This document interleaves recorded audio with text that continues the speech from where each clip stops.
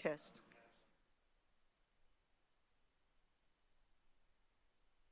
We're about ready to begin, so if everyone would find their seats. Sorry, we're busy talking. Oh, he found my little thing. I'm a shorty. Listen to it. Okay. Okay, perfect.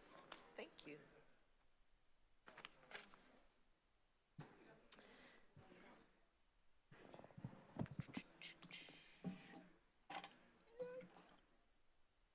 I am going to call the meeting to order. Thank you for being here today. If you plan on speaking, I see a lot of people out there, and you haven't filled out a pink slip, you can just go over here and fill out a pink slip if you want to speak. We will start with a roll call by Miss Amanda.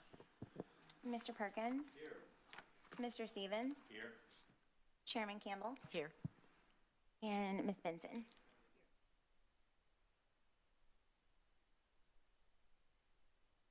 Thank you. Ms. Benson is going to do the prayer and pledge. If you would, please stand. I invite you to join me. Dear Lord, in a time when we are all justifiably discovering the joys of celebrating our homelands all across the world, we're doing that. Let us be vigilant about hyper-nationalism that seems to be trending in countries around the world. Let's remember that we are part of a global community where poverty, disease, war in foreign lands affects all of us, not just those of us in the wealthiest nations. In a time when members are celebrating individual freedoms and rights, let us remember not to stomp on the rights of the community at the same time. And while the world is mourning the loss of a great leader, let us celebrate the teaching and humanity and kindness of Pope Francis and mourn with the rest of the world the loss of this great life. And finally, let's remember those who were lost at the FSU shooting by a gunman for some senseless act of violence. We mourn all those who were touched by him and the lives that were lost. And we also share the loss with Mr. Williams, who lost a close family member today. Our prayers are with him. We pray in Jesus' name. Amen. Amen. Pledge allegiance to the flag of the United States of America, to the republic for which one nation, under God.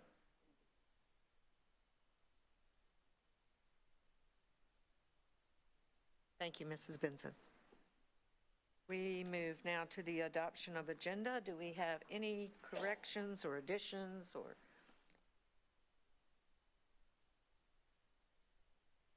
Any speakers? If not, do we have a motion to adopt? Moved by Mr. Perkins, second by Mr. Stevens. Please vote.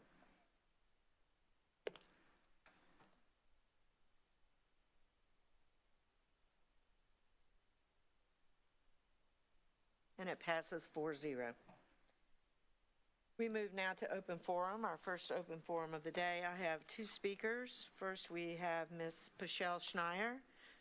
Pichelle, you know the drill, my friend. Let me know if you have any trouble up there. Okay, thank you for allowing me to speak. My name is Pichelle Schneier. I live at 414 North Gillimard Street. I wanted to give you my own personal update on Tallahassee. I've been there 3 times since the last ECUA meeting. SB 700 did pass on the Senate floor. It's now on the House, in the House committees, and it has to go through its process, and it's now called SB 651. My very first political involvement was when hydrofluorosilicic acid went on the ballot in 1997. And I was involved with a group who came up with campaign strategies against it. I knocked on doors, I ran ads, I paid to run ads in the News Journal against it. I had my own petition going on. We came here to ECUA and spoke when it was in the old building. I was on the news Mr. Perkins was on the news also. He was given the pros, I was giving the cons. But anyway, I am truly passionate about it. I'm not just looking for something to be political about, or just for something to speak about. I'm actually truly passionate about our medical freedom. My stance then and still is medical freedom. It really has nothing to do with fluoride or whether or not it's good or bad. It has to do with whether or not the government has a constitutional right to medicate our drinking water. But I want to apologize for bringing up campaign contributions at 2 meetings ago. I was speaking out of emotion. I didn't mean anything by it. As you know, campaign contributions are public record. It's not illegal to receive them. It's not illegal to wonder where they came from. I will admit to you, I shouldn't have said it. There was no reason to bring it up, and I wish I didn't. And it's a sincere apology to the board, and I hope you accept it. Like I said, it has nothing to do with whether or not fluoride is good or bad. It solely has to do with whether or not it's a constitutional right to medicate our water. And informed consent is the cornerstone of medical ethics. Competent adults have the constitutional right to privacy, which court rulings have interpreted to include the right to refuse medicine. It is a violation of our freedom to fluoridate the water. Water utilities are not social medical welfare. The government is not responsible for medicating us, and it is a violation of our rights to medicate our drinking water. I'd love to see y'all understand that. It's not an attack on fluoride. It's securing our medical freedom. This bill will take away a layer of government overreach that has been violating our constitutional rights, and it'll put some closure to all this time spent knowing that it was wrong to medicate us. And I really appreciate you allowing me to speak. I'm sure I'll be back. Thank you very much, Michelle. Appreciate you coming. We have a second speaker. I don't have any speakers from the board. We have a second speaker, Mr. Charles Towney Jr. Mr. Towney, if you will, come up to the podium. She left the light on for you, and you're welcome to address us. Thank you for coming. Thank you, ladies and gentlemen of the board. I'm a resident of the old Warrington section over in down close to the Navy base. We get out in the evening and speak with the residents from our community there, and we notice all around us that the district, Navy Point, east side of Navy Boulevard, the north side of Gulf Beach Highway, even out further out Gulf Beach Highway, they're upgrading the sewer system.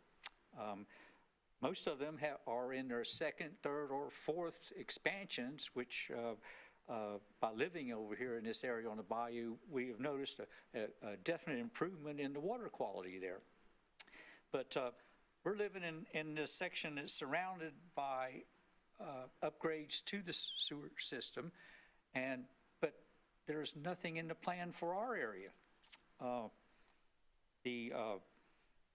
The lift station for the Navy Point sewage system is actually located within our boundary.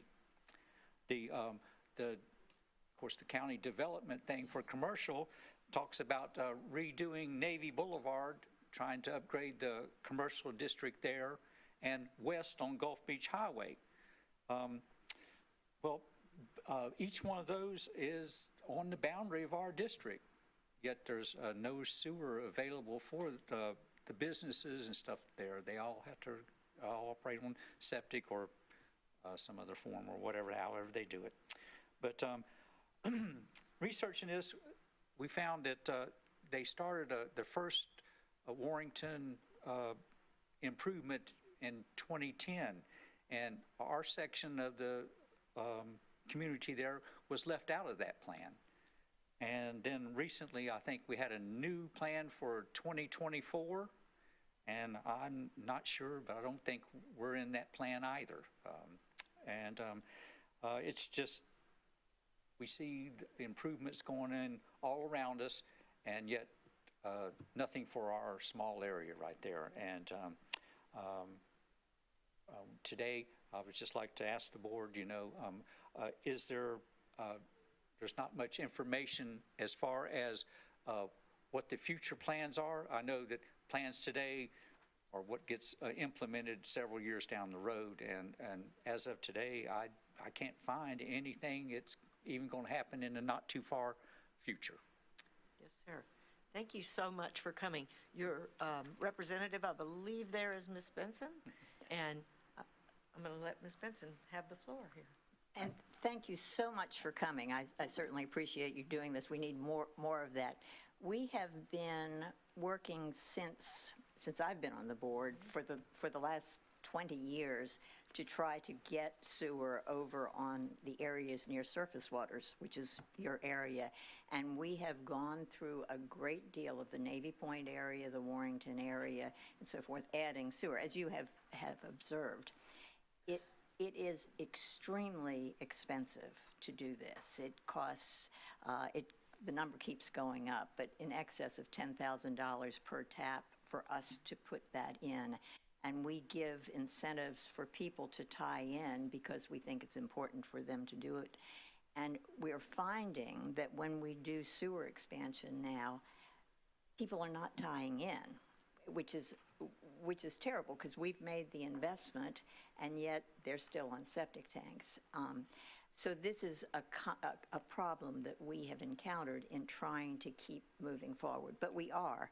One of the things that we do is when the county goes in to do stormwater, we partner with them and we go in and do sewer expansion. That way the roads are only torn up once rather than a couple of times. The neighborhood is disrupted once rather than a couple of times. But again, that is very slow. There are a couple of things that you can do. One is a neighborhood-initiated sewer expansion. If you and your neighbors can gather together and all agree, or what's the threshold? It's a majority, more than a majority, agree, 60, 2/3. Then we can come in and do sewer expansion in your limited area, whatever you all choose to define as that. And that has happened in one Warrington area. The other thing is sometimes there is an adjacent lift station or sewer main that you can tie into if you want to speak to Mr. Hayden, who is over there. Wave your hand, Stacy. And he can help you determine if it's possible for you to individually tie in. That's another way. Is what I'm offering you perfect? Absolutely not. I wish we could march all the way down from downtown to Perdido Key and have sewer expansion. And ultimately, I hope that will happen. It's just slow. But keep advocating. I'm only one vote. and truthfully, this board has been so supportive of sewer expansion in Warrington, Navy Point, Gulf Beach Highway area. They have foregone sewer expansion in their areas in order to do it in our district. So I can't complain about them at all. But continue advocating. That's how this got started in the first place, is people, particularly from Navy Point, who kept saying, we need to do this and clean this up. But thank you for coming. Thank you, Mrs. Benson. Any other, Mr. Perkins? Thank you. Yeah, I would encourage y'all to get with our engineering department, Mr. Hayden right here. If he'll raise his hand, get his card and look with him. Sometimes, and I don't know what you're talking about by our small area, so that, a little more precision with him would help us to identify that. But sometimes there are small areas that there's a lift station right close by, and it's fairly easy to do, and it's something that can, and everybody agrees, hey, we want, all 6 houses on this cul-de-sac want it, the lift station's right there, and it's fairly easy and can be done. Some, there are technical considerations, water level or sewer or gravity or non-gravity sewer and all kind of other technical considerations where it's extremely difficult. I mean, so if you get with our technical staff, discuss it with them, let them know what all you're looking for. They can come back to us and say, hey, this is what they want and it's X amount, and if it's, $30,000 a connection and nobody, only half, less than half the people want to connect, it's not very likely. And quite frankly, even if it's like 60 people want to connect and it's 15,000, depending on the number of people and stuff, it may or may not be likely. I mean, there are just a lot of different factors that go into it, with our limited budget, because we get a lot of pressure to keep the rates low. So, we also want to be able to, protect the bayous and provide sewer where necessary. Unfortunately, one of the reasons that going from sewer to septic is difficult is, like Ms. Benson said, it's just so hard sometimes to get. We've gotten state grants for areas, for large areas where we're going to get state money to put it in, and we have to get 50% of the people to agree to it, and they're like, no way, so we just have to let that money go. So if you'll get with our staff and discuss things with them, and if we're able to help you in any reasonable way, we'll do what we can. Thank you, Mr. Perkins. I'd like to add too, I have the Perdido area, so I have the same thing that Ms. Benson has, and we have worked a lot along that area, south of Barrancas. You have a new, speaking of state representative, you have a new state representative that's going to be elected in 2026. I've spoken to two of the people running and told them how important this is to us and how important it is to the people there. I can't believe that we don't have sewer all the way on Navy Boulevard in a commercial corridor, and I think that would change if they gave us funding for that. So I tell you, get in touch with those people that are running and tell them how important it is to you and your people in that community. And I'll vote for you if I ever get a chance, because I really think we need to change everybody that's close to the waterway. Thank you again for coming.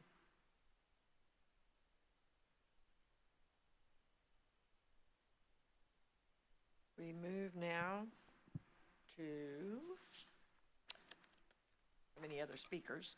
We move to presentations, and we have ECUA strategic plan update. Mr. Carter from Arcadis and Mr. Woody will be presenting to us. Thank you.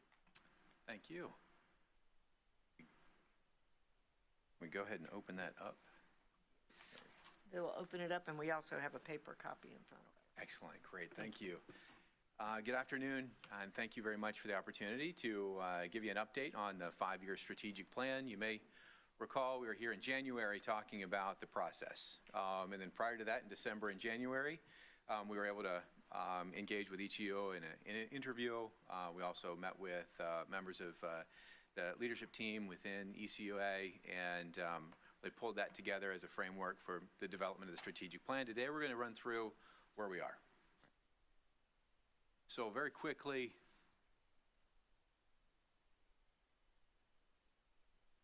we will try to advance the slide. It doesn't advance. So if we could advance that slide. Oh, try it again. Oh, there we go. Okay, great. Thank you.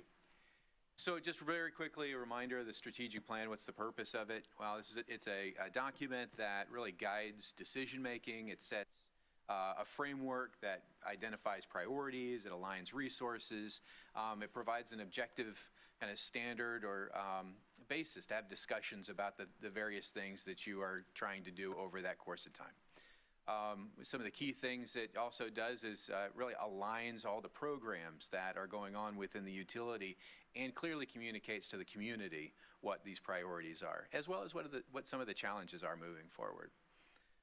The strategic planning process, if you remember, back to December and January, we went through a step where we did an assessment really of what were the top aspirations as well as some of the top challenges that ECUA is facing.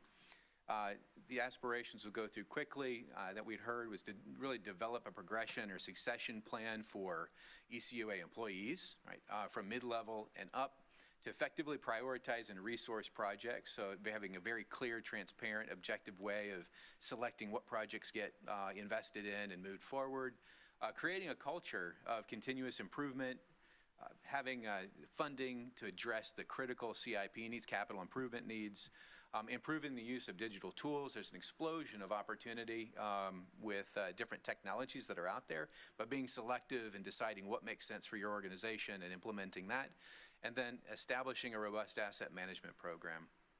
And this is really about having a framework for, again, making decisions about what are the priority, whether it's linear assets, pipelines, lift stations, plants, equipment, having a process to identify what are the priority investment areas to sustain a high level of service throughout the community.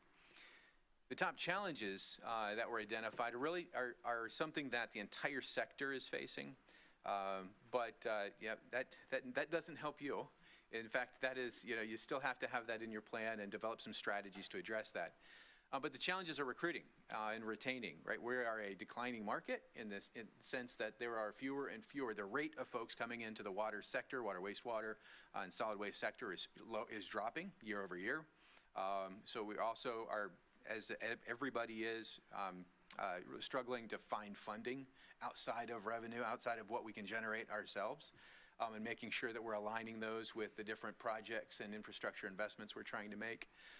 It's establishing public understanding of what this organization does versus others, right? What is the mission of ECUA and what are the services that are provided? It's organizational change readiness. This is something that we've learned the hard way as a sector, and the entire utility sector over the last really 5 years, is that we need to be prepared for disruption. There are things that can happen that will change the way that we do business, and we need to be prepared for those near-term kind of disruptions as well as long-term challenges. Engaging our employees, so when they do decide to be an ECUA employee, this is a career that they want to stick with for their life, for their employment life cycle, right? The evolving expectations of our customers. This is happening, again, really around the world, but as the public has increasing amounts of data at their fingertips, whether it's through Amazon or whether it's the fact that you can pick up an Uber or whatever, right? But then not have access when you get to your utility to data is a point of frustration, right?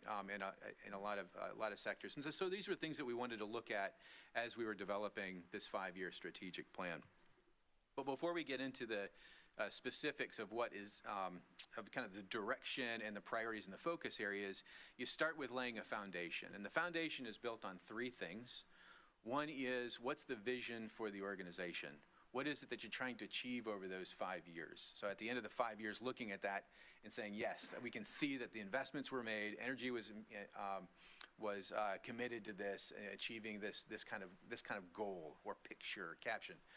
You need a mission, right? So that identifies what services and what things you're going to be doing. And then we'll get into values. But we did look at the vision and mission. Those have been updated. The vision reads, ECUA will set the industry standard for operational excellence, resilience, and innovation.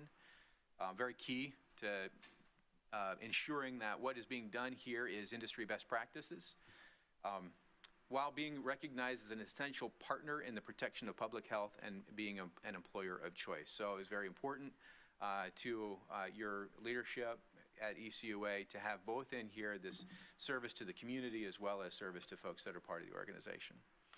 The mission itself is to provide high quality and reliable water, wastewater, and solid waste services to the community while empowering and valuing employees. Yes, sorry. This is interesting because this is a substantial change to our mission statement, and we haven't really been part of crafting it, which is typically the role of the leadership of the board. And there are pieces that are not in it that we had adopted, and I just wonder is this open for discussion? Sure, if you have questions or comments, absolutely. Well, I think it's bigger than just today. I think any vision statement and mission statement that it needs to be discussed by the board and adopted by the board with significant input by the board. Our mission statement talks about costs and rates and that sort of thing, and truthfully, this one addresses health. You heard Mrs. Schneier saying that she didn't want us in the health business. I mean, I just think there's a lot right there that assumptions are made without our input. It's just my concern. Absolutely. Thank you, Ms. Benson. Now, so absolutely, any questions and comments, we certainly can, we'll follow up with you and have those, collect those, and we'll have a discussion as to any changes that you would, you'd want to see made in these things. The third piece, and this is important to see that within the context of the values, and the vision and mission, is the values. So this is what it means to be a part of ECUA as an organization. So these are really what describes the commitments of individual employees, but of the organization as a whole, right? So it's having a commitment to excellence, having dedicated to providing high-quality services, continuously striving for excellence, upholding the highest standards of honesty, transparency, and accountability in all of our actions. So we heard several times within the interviews, really an emphasis on transparency and ensuring that we're getting information out to everyone, and to build trust that what is being done is best practice. The second is people and service focus. So this is really prioritizing the needs and satisfaction of our community, investing in our employees' growth and development, fostering a unified workforce. So this again comes back to that opportunities for folks that are part of the organization for growth, but also making sure that we're reaching out to the community to understand what is it that they're looking for from the service, and being responsive to that. The third, environmental responsibility, being committed to protecting the environment through responsible leadership and sustainable practices. And then the fourth being resilient, having effective planning and preparing for and responding to any kind of disruption, whether it's a natural disaster or whether it's something that's obviously on scale, a malevolent event in some cases, but crises to ensure that safety, health, and welfare of employees and customers are protected. So these are three things that are the values, vision, and mission that set the foundation for the strategic plan. I'll pause there. Any thoughts or questions? I'll just add that I think this is a strategic plan that we'll all vote on, and we will have input, especially on the mission and vision statements. Yeah. So moving from the strategic foundation, the next thing you do is pick a strategic direction. So this is great. It's a foundation. What is it that you're going to do? What are the priorities moving forward to implement these things? And there were 6 different topics that rose to the top in the discussions with utility leadership. And it was financial viability, customer and public communications, workforce and leadership, regulatory compliance, infrastructure, and then cybersecurity and technology. And these are considered what they're called strategic goals or strategic focus areas. And I'm going to turn it over to Executive Director Woody to provide a little more context on each of these goal areas. Thank you, Jason. I don't have the advance, so I'll ask you to advance that, or I'll tell you what, let me get it from you.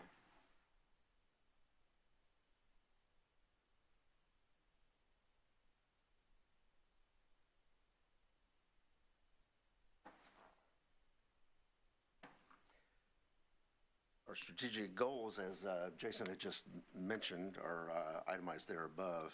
First, just for clarification, strategic goals are generally broad, fairly long-term objectives that an organization uses to achieve its mission and vision. They provide some direction and some purpose, and they try to give some guidance to the organization's efforts to reach and achieve those goals. Generally, they're bounded by a certain period of time. In this particular case, we're proposing a 5-year time period. Some of the key characteristics of strategic goals, generally they're broad and fairly long-term. They try to address their organization's overall direction, future aspirations, and such. They try to be clear and measurable. They should be defined with specific metrics in order to track progress and ensure some accountability to the board. Certainly, they have to be achievable and relevant to what's going on. should be realistic, aligned with the overall strategy of what we're trying to accomplish, and bounded by our available resources, of course. And there's usually a time element as well. They need to be completed within a certain time frame or goal for completion. And from here, let's talk about them individually. So there's 6 of them. Financial viability is our first one. And that goal is to instill confidence in the financial stability of the organization, managing risk, having some transparent financial plan, both long-term and short-term, and to show how we fund the work that we do through revenues that are fair and equitable in terms of their overall rate structure. There's various objectives and how we go about that. I'll mention for each one of these goals a few that are relevant. Some of that is still in progress, but give you some idea of what we're thinking about. Objective 1 under this topic could be enhancing public confidence in the ECUA through having financial information that's easily accessible. Already we're having conversations with an organization called OpenGov as a means to share our revenue expense information in relevant categories on the available at the website, so that the general public and our customers can have some information about where we're spending our funds. As we've mentioned several times, our budget document is our strongest policy document in terms of statement of what our intentions are based on where we spend our money. Objective number 2, maximize financial efficiency through having a comprehensive asset management plan. We'll touch back on this a little bit when we also talk about infrastructure, but in order to be as financially efficient with that precious resource of revenues from our customers, we need to be sure that we're spending it in the most efficient way. And the best way to do that is through an asset management plan that objectively ranks and prioritizes where we spend our money in order to get the best progress for the work that we're doing. Objective number 3, to ensure that most effective usage of our limited resources by also putting together an objective process for our capital budgets in particular. We have quite a few discussions about our capital improvements program and a long list of needs and wants that we have to prioritize.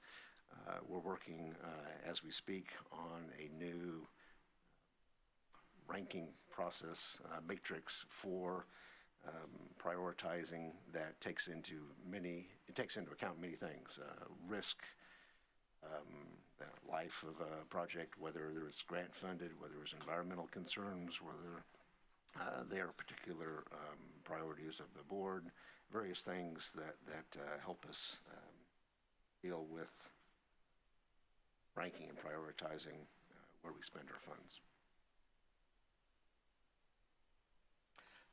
Next goal is customer and public communications. The way that we reach out and communicate with our public and our customers comes in many forms. Traditionally, things such as the pipeline written communications are extremely important for a certain segment of our customer base, but increasingly other needs such as social media and other types of advertising are important means to get information across. Natalie and Sigrid and Maria do a wonderful job in sharing a lot of information, but we need to always stay on top of how we do it and where we do it. So objective number 1, strengthen the public trust by consistently providing good, transparent, open, timely communications. We keep an eye on the last customer survey that we had that identifies those means by which our customers prefer to get information from us and make sure that we don't leave anybody out. And we got to keep in mind that customers aren't just the property owners and our users of our service, but they're also developers and other folks that we work with. Objective number 2, multi-channel outreach. This, again, kind of touches on what I already mentioned, being sure that we're reaching out to our customers in many different forms and fashions, not only through those outreaches, but also through events. Sigrid does a lot of public speaking on our behalf, civic groups, and children's groups as well, where we have an opportunity to put our face forward. And then third, to humanize ECUA's brand. We're not just your public utility. We're an organization that's made up of citizens who live in your community,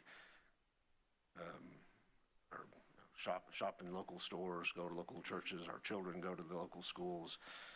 We're folks that don't just work here, we live here. And we share some of that information about not only what we do in our work, but try to humanize the work that we do. We share compliments when we receive them, personal achievements.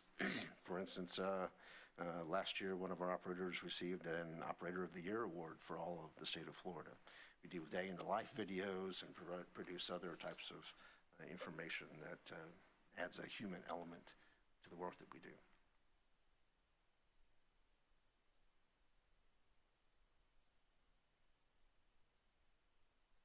Workforce and leadership is another goal.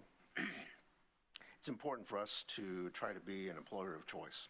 There's lots of employment opportunities across the organization, across the county and the region, but to provide the top-notch services, we need to be competitive. And that comes in various forms. It's being competitive involves obtaining those employees, but also means retaining those employees, giving them opportunities to have an ECUA career, not just an ECUA job. So objective number one, provide a comprehensive compensation package to be sure that we're competing regionally with pay and benefits. Keep an eye on what compensation ratios are for each department, tracking the average time to fill positions, be sure that that benefits we provide, such as pension, tuition reimbursement, career progression, are well aware, are features of our benefits program that are folks that are applying for our positions are well aware of. Object number two, to create a unified organizational culture, prioritizing ECUA values and accountability in terms of how we do our onboarding practices, recognizing employees through all different stages of their employment life, having award systems that recognize them, be sure that we're keeping in touch with our staff over the course of their career. We have stay interviews with folks who have been in the positions for many years. We have a better idea of what they enjoy about and would potentially recommend for further improvement. Certainly when we do have turnover, we also have exit interviews with those to determine whether somebody's leaving because they're leaving the area versus any concerns they might have as an employee. Option three, strengthen retention and try to create a positive work environment by providing safety, well-being, promoting career opportunities, trying to create and improve upon diversity within the organization, especially from the mid-level on up, is something that we've identified as a concern. We've had employee satisfaction surveys 2 years in the time period we've been here. We've gleaned lots of good information there that we're working on in various categories. Investing in our employees is an important attribute. Objective number four, ensure business continuity and develop future leaders through effective knowledge retention practices. Sure, and emphasizing our cross-training for critical functions, not only for the benefits it provides us operationally, and make sure that we have a depth of field for employees to cover particularly critical positions, but that also prepares our staff for advancement when those opportunities present themselves, and helps increase the opportunity that we might have more internal promotions and not necessarily always have to rely on external hires. And that helps with our long-term retention as well. Succession planning is another part of that as well. Regulatory compliance. This is an area we already do a very good job on, but it's always an ongoing challenge. Certainly, be sure that we meet or exceed our current compliance requirements while continuously monitoring and adapting to the ever-changing regulatory environment. We have good evidence of our ongoing compliance requirements by awards that we present, bring back to the board on a regular basis from NACWA that recognizes our percent compliance with our MPDES permit as one example. Certainly the fact that we voluntarily treat to advanced wastewater treatment limits as opposed to just the bare minimums required in our MPDS permit are another example as well. But there's always something new. Just this last year alone, lead and copper rule was an issue that we had to deal with. Certainly the ongoing challenges that across the United States dealing with PFAS chemicals. That's also an example of one where this organization is kept in tune with national regulatory conversations and made investments well in advance of it even becoming a regulatory objective. So we ensure that that operational excellence by proactively monitoring and staying on top of those challenges, keeping in tune with our national professional organizations. We instill consumer confidence by implementing those standards and meeting those goals and getting awards for it, such as those through NACWA. And we also optimize our internal and external communications is another objective by trying to implement advanced tools and dashboards. A lot of that's already done for operators, for instance, but there's some additional information perhaps we could share with our customers as well. Infrastructure is really the heart and soul of our organization. We have a tremendous amount of overall investment located throughout the rights-of-ways and easements of Escambia County. And our ability to maintain, rehabilitate, and replace that infrastructure needs to be consistent with the expected life cycle of that infrastructure. Right now, we're investing at a rate of about 0.25 to 0.3% replacement on water lines, for one example. Ideally, we would like to be replacing them closer to 1%.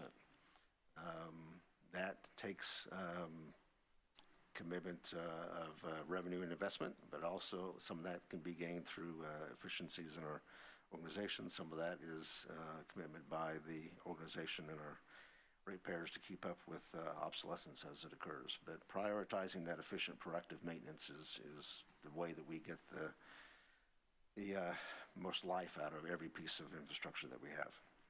Ensuring that we have consistent funding for those resources, both short-term and long-term, is also an important part of our asset management program to be sure that we are replacing something at a time before the maintenance winds up being more expensive than the replacement value even would be. It's also an objective to protect the water supply distribution system and the environment by implementing a risk and resiliency program for large projects, whether that be protecting ourselves against water loss due to leaks, managing risks for infrastructure that where we realize there's a single point of failure or there's a critical piece of infrastructure as well. And last on our list is cybersecurity and technology. Technology is changing at a blinding pace. The past decade or two, it's only getting more intense as time goes on. So it's important that we optimize the technology and systems we have by continuously evaluating and leveraging that technology and making good advantage of it. At the same time, being proactive about our maintenance strategy and make sure that we are investing in the system, maintaining the system, and protecting ourselves from bad actors that are out there wanting to do harm or obtain information they're not supposed to. So enhancing our security kind of comes in three different categories. One is be sure that we're checking ourselves not only internally but also using some third parties, outside sources. We use Homeland Security quite a bit as one example to oversee and take a look at audits for our SCADA, IT and ICS systems. We also do a lot of teams-based departmental collaboration, much more than IT department's ever done in the past. I certainly thank Hammond and his staff for those new initiatives. Object number 2, to implement continuous improvement for operational technology through annual training. That's the hardware and software that directly monitors and controls our physical devices. And be sure that we're doing complete training for those staffs on a regular basis to be sure that we're protecting the system. Objective 3, streamline spatial data and management that enables us to perform decision-making using GIS. While we have a GIS system, our level of investment is really just beginning. We will continue to see and request additional investment in GIS as a major component of our overall asset management program, particularly for linear resources out in the field and mapping. It's a wonderful resource in terms of being able to visually document information for those folks and workers out in the field, but at the same time be a wonderful resource to draw data for important management decisions by senior staff in the office as well. So investments in GIS will be an important investment going forward. Also establishing a comprehensive technology master plan that focuses on building intuitive and modern customer and employee portals. It has always been an important goal of the board that we provide the best access as we can for our customers for their convenience. Our investment in e-billing and providing a resource that's more readily available to be used by phone rather than just computer was one that we've done this past year and was greeted with much success. We need to continue to do that to make sure that our employee portals and customer signups are easy, simple, require the fewest number of links, and therefore are good devices for our customers. That I'd entertain any questions, or Jason can talk about our next steps. Yeah, real quick. So this may answer some of the questions that you had. The process we went through, so December, January was really listening as to what challenges you see, what kind of aspirations you have. January and February, we got into mission and vision, looking at the existing one, if there were any changes to that were wanted or desired, building out the values. In February, we had a group, the leadership team, come together and look at those, identify those 6 different areas. So reflecting on the goals, reflecting on the aspirations, the challenges, looking at what organizations are doing across the country from a best practices standpoint. Out of that, deciding, okay, for us at ECUA, what makes sense for us to focus on? Really try to get to a short list. You don't want a long list, because if you have a long list, there's no focus, right? So you shoot for about 5 to 6 target areas. And as you can see, finance is about cost effectiveness and about transparency and having a process that is objective, that folks can see this is where the money is going, right? Again, engaging customers, making sure that we have effective two-way communication. The workforce, as I mentioned, this is a monumental challenge for utilities around the world, frankly. But investing in building out that employee value proposition. So why come here? Why have a career here at ECUA? But then also building up the folks that are here, upskilling them for positions of leadership and responsibility. Getting into your infrastructure and regulatory requirements. So regulatory requirements, staying ahead of the curve, ahead of the deadlines, and making decisions on your time, which in effect allows you to be more cost effective when implementing capital changes or operational changes. I mentioned the infrastructure, right? So making sure that you have all of the data that provides at what we call an effective useful life. So how long is this pipelines, plants, lift stations, how long is this going to last? How might we operate these things most effectively, which will then help us time when replacement makes sense. And then, of course, digital, right? And leveraging digital, but also protecting, making sure that we're being responsible from a cybersecurity standpoint, implementing all the industry standards or requirements for maintaining that. So that was built in February and March.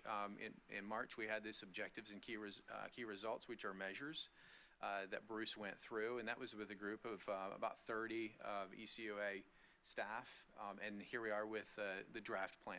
All right, so this is a draft document. We're pulling together comments now and through this week, and we'll be pulling together a more formal document this next week for release. Yo. Yep. Do I have, okay, Mr. Perkins? You're Well, allowed. Just in regard to what Ms. Benson was saying on the mission statement, I don't know if you guys have our mission statement or if you can go look at it, but we worked pretty hard on that and took it pretty seriously. So I'd like to make sure that we kind of stick with that. That's all I had. Thank you, Mr. Perkins. Ms. Benson?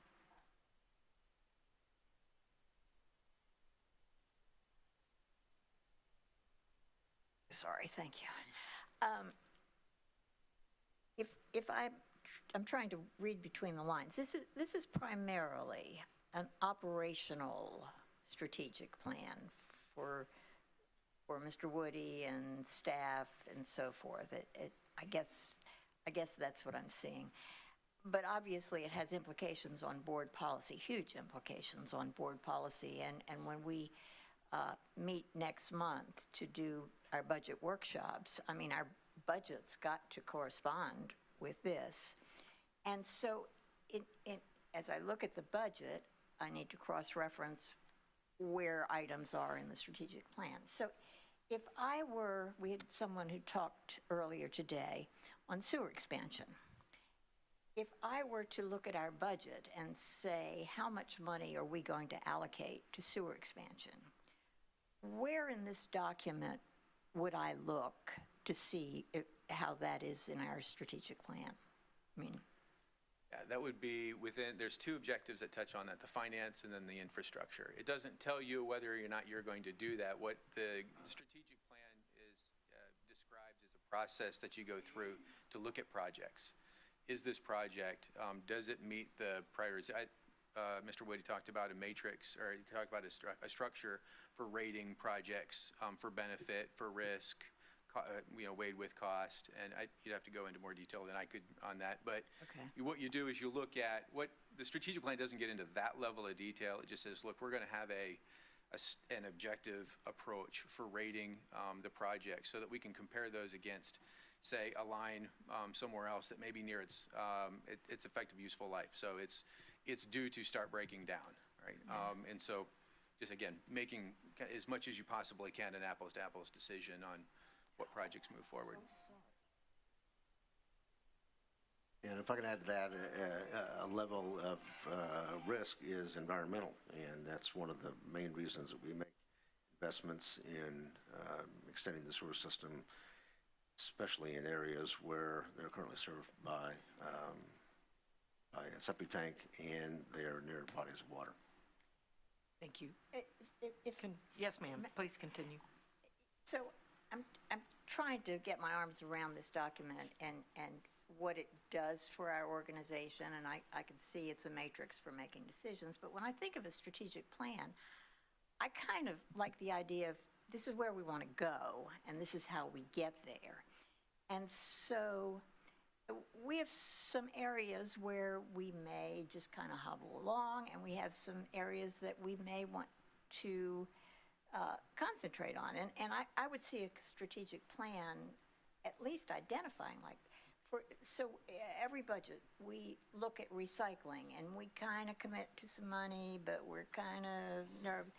And I would like a strategic plan, or my idea of a strategic plan, to look at, we're going to make a commitment to a 5-year plan to recycling, and these are our goals in recycling. And that's just an example. Or we may look at irrigation using reclaimed water. I mean, am I asking for too much specificity for this document? Maybe I have the wrong idea of what it should be. I mean, if it's just a guideline for how you make a decision, that's fine. But I'd like to see, when this man comes up, I'd like to say to him, in our strategic plan, we would like to increase sewer availability by X percent in these areas. You know, it just, and maybe I'm, you know, maybe I'm naive about what it is. And there's one other thing, and then I'm kind of floundering because this isn't what I expected. So, but there's one area that it's very sensitive now, and we have talked about an issue since I've been on the board, and I've been here almost as long as Mr. Perkins has, and that is workforce diversity, mentoring, and finding avenues for minorities to take leadership, women to take leadership, and that's not politically correct anymore.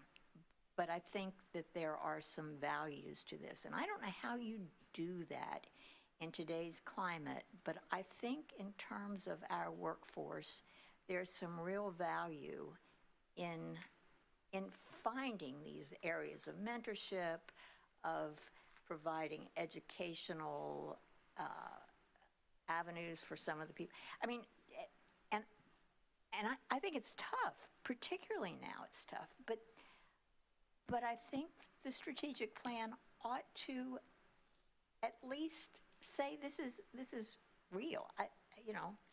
And maybe I'm a dinosaur in that regard, but I think we ought to be grappling in our strategic plan, grappling with real tough things about where we want to make our mark, where we want to go, how to achieve these that is different from boilerplate.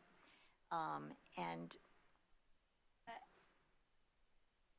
I'm not sure what I'm seeing is there yet. And I think there's been a lot of work, and I think these are all valid and so forth. But I think it starts with buy-in on the mission, and for the board not to have been part of grappling with this mission puts us at a disadvantage going forward, because unless we buy in, the money doesn't flow with the buy-in. So that's, and that sounds more critical than I'm meant to be. I mean, clearly you've identified areas that are very important, but anyway, never mind. Those are my comments. Thank you. Thank you, ma'am. Mr. Stevens. So, Mr. Carter, so I just want to make sure I have a full understanding. So this is a draft. You're doing a presentation to myself and the other board members, rough draft, because I want to make sure I've seen the proposed mission statement, vision for ECUA, but these are just recommendations and so forth. So this isn't anything that we're changing the existing mission statement and/or vision for ECUA. These are just, this is part of your presentation, or was this a presentation to say this is what we recommend changing the mission statement to and/or the vision of ECUA to? I have a couple different questions, but I'll let you answer that one. Great question. Yeah, it is a draft, but this is a draft developed based on what we heard from interviews and then with staff. So staff got together, leadership got together and said, okay, you know, based on what we're hearing, how folks are tackling this across the country, what types of changes would we like to see in the vision and in mission? So it could be something that you could adopt. It could be something that you have comments on, but it is proposed. It wasn't our creation to give to you to say, hey, here's going to be the vision of ECUA. This was ECUA coming together to say, hey, this is how we see our potential vision, right, for the 5 years, and our mission to achieve that, and then the goal areas, of course. So this is draft. There's been a lot of work that has gone through to select the wording and the phrasing and whatnot, but it is draft and can be modified and whatnot. And Mr. Carter, the reason I'm saying that is because, the board, myself and the other board members have this draft here. Of course, this is designated for notes and so forth. So I've taken some notes on some pages and so forth.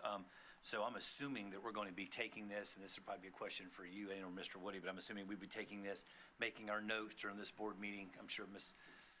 Benson has quite a few notes to add to this. And then, of course, we're going to discuss it because ultimately it'll be a board decision to adopt this,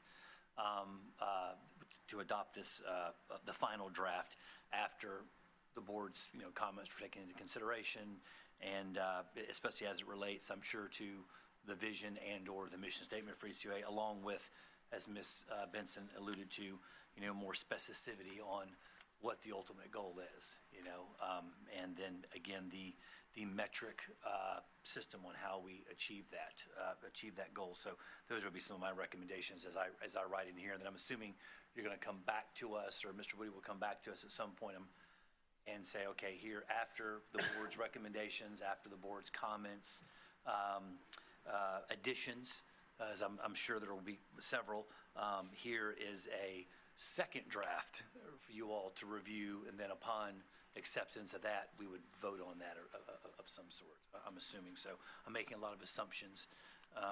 But anyway, but that's what I gathered from seeing this, but especially with the notes section next to your presentation, is that we're gonna take notes, and then we're gonna send it back, and then you're gonna make revisions accordingly. And then we'd come back before any mission statements were changed or vision statements were created and so forth. So that would be my assumption, and I'll let Mr. Woody follow up on that. Thank you. Thank you, Mr. Stevens. Mr. Woody, do you want to make comments?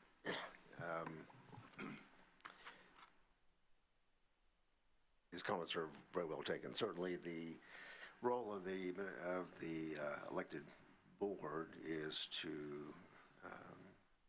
set the big picture goals and policies and priorities, and the administration follows those.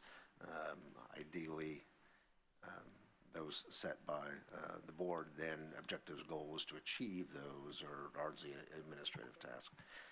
So I would ask that your focus and input, corrective,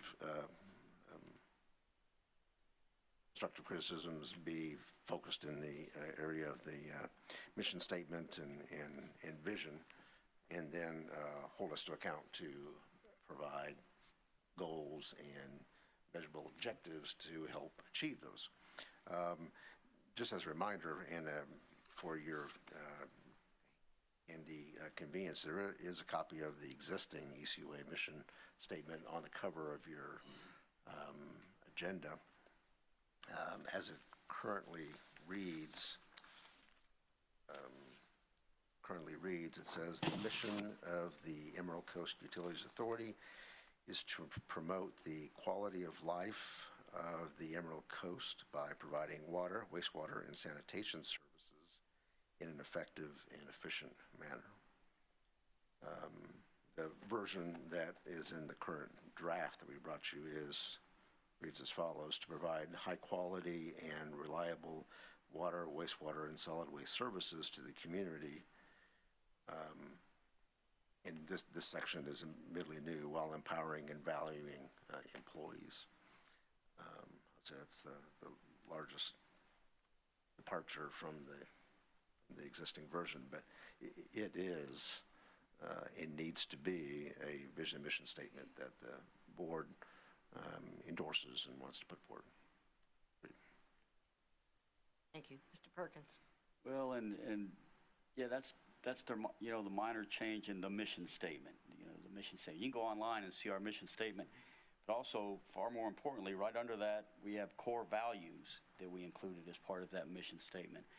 And the core values are somewhat reflected here, but not a whole lot, And so that's, and it's quality service is one of the core values. The board employees are committed to providing the highest quality services, so we want to provide good service.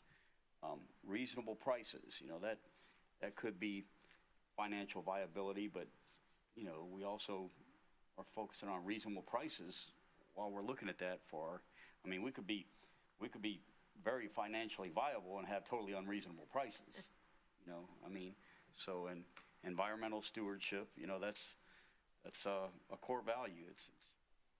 It may be regulatory compliance in here, but to me, regulatory compliance is something we don't even have a choice about. It is really not a strategic objective, follow the law. That's something we have to do, whether we want to or not. Some of them we may not want to, but we comply. timely availability of service. This is something I harped on pretty dramatically in my discussion with the people on my interview, is that sometimes I feel like as an organization we lack a sense of urgency when somebody has a problem, whether it's a person with a development problem and their development's being held up for months over, because somebody in engineering is on vacation, or whether it's a customer that has a sewer backup and nobody's got back to them in 5 or 6 days when somebody said they would. So that, that timely availability of services is a core value. Economic and physical security, it kind of goes without saying. We want everybody to be safe, and then the one area that's not in here, and that is in ours, is diversity as a core value. And our diversity core value doesn't give anybody special treatment, doesn't have any quotas of any kind, nothing like that. All it says is in all departments, ECUA is representative of our customer base and thus recruits, promotes, and maintains fair and equitable policies and procedures that assure qualified individuals are treated without regard to gender, religion, ethnicity, natural origin, and disability or age.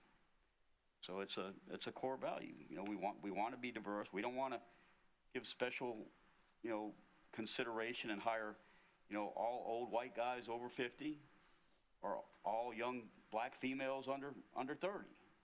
We don't have a preference. We want to treat everybody equally, and we want to be diverse like our population is. So I guess my biggest concern is that, well, this makes sense, and an example of something that makes sense that is not in our mission in our mission statement or our core values is cybersecurity and technology. So there's a lot more threats nowadays with that type of stuff that is not part of our mission statement or our core values, but probably belong in a 5-year strategic plan because it's an ongoing threat.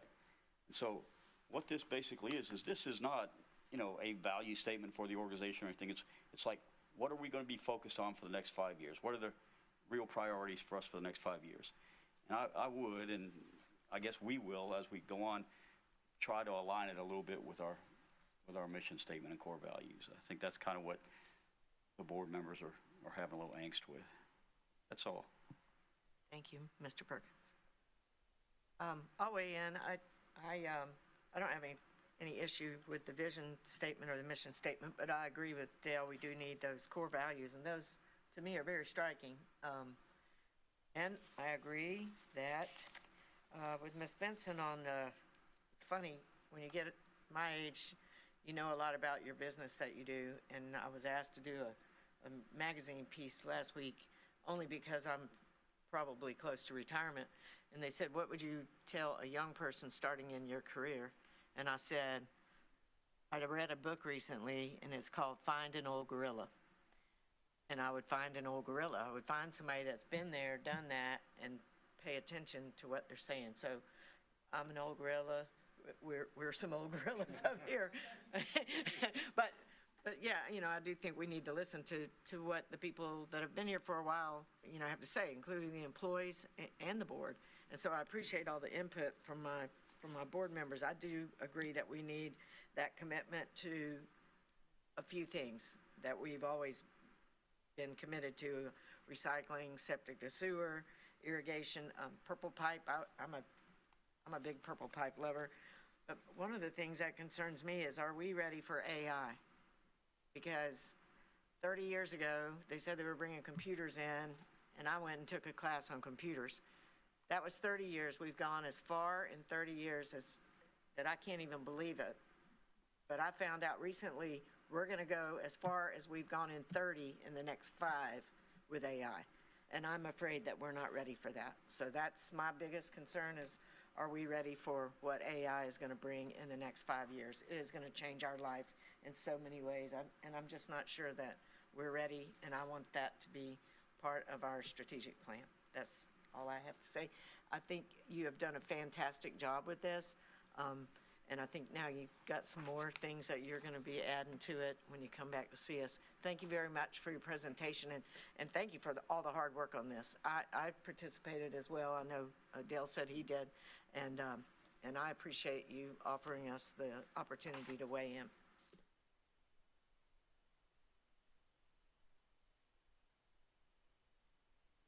We move now to, oh, yes, sir. I'm sorry, Ms. Benson, go ahead.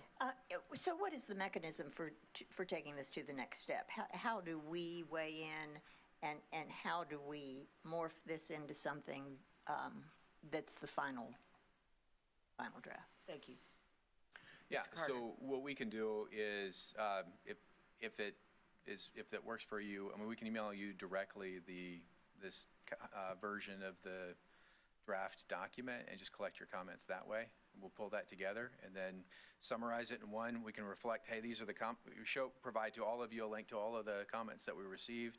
We'll then incorporate those into the document or have some additional discussion if there's some clarification that we need, and then get back with you as a board at the next board meeting. Yep. We'll get this in a Word doc that we can Yes. add all of our comments out to the side. Or Okay. if you prefer to, if you're analog, you want to write them and scan them to us, you can do that too, but we'll collect your comments any way that works for you. I want mine electronically. Ms. Benson? Just to follow up, when I think only Dale and I were here when we did the original mission statement, so it's certainly time to review that and update it and all of that.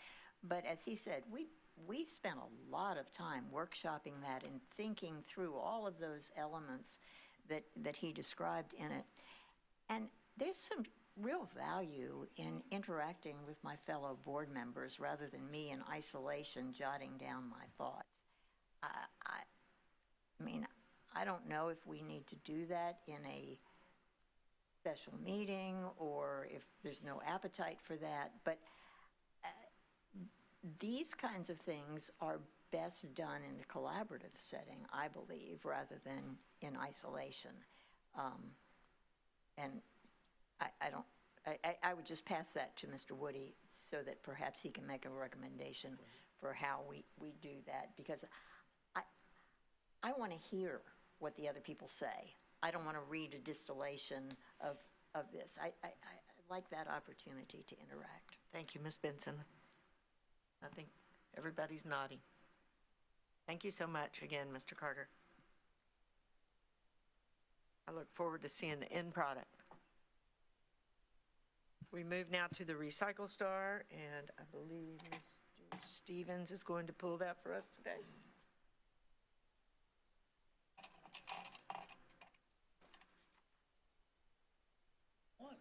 Number one, Mr. Derek Smith.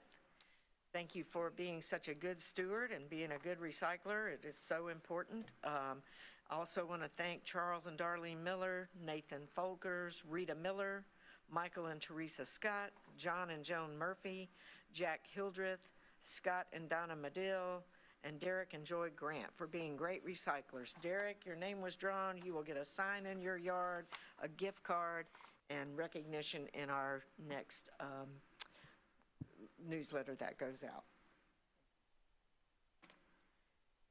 We move now to approval of the minutes for the March 25th, 2025 board meeting. Do I have any changes, additions? If not, can we get a motion? It is moved by Mr. Stevens, second by Ms. Benson. Please vote.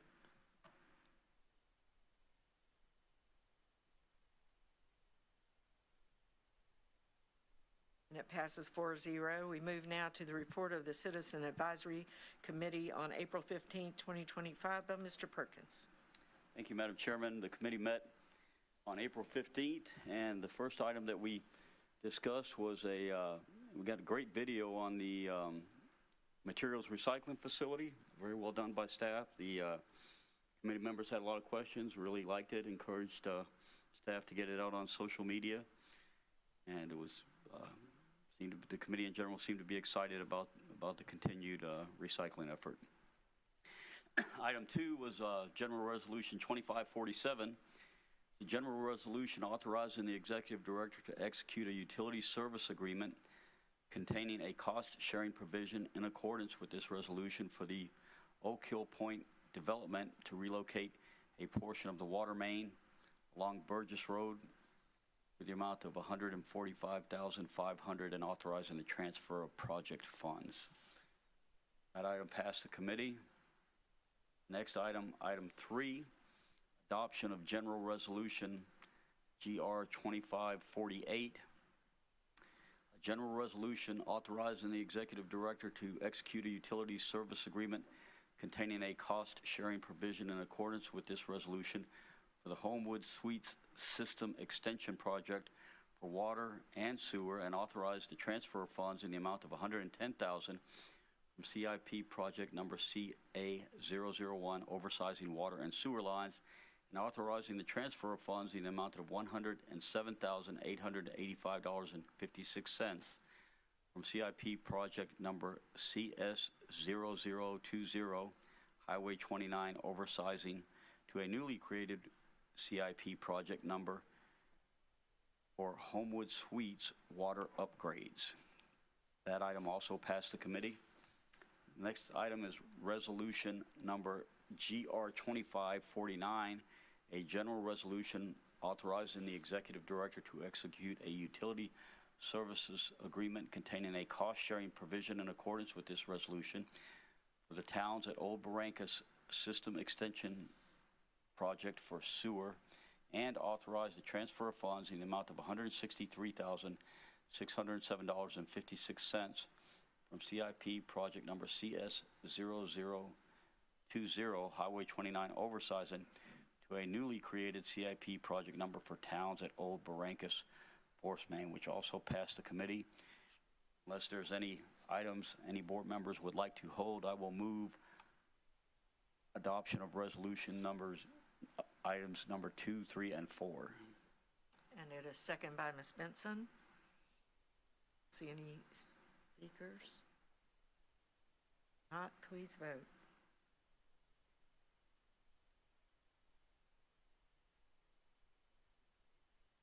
And that concludes the report, Madam Chairman. I just would like to say there was complete attendance at that CAC meeting. Yes. Every single Citizen Advisory Committee member and every board member was in attendance. Thank you, sir. 12 people, that was amazing. And it passes 4-0. Thank you, Mr. Perkins.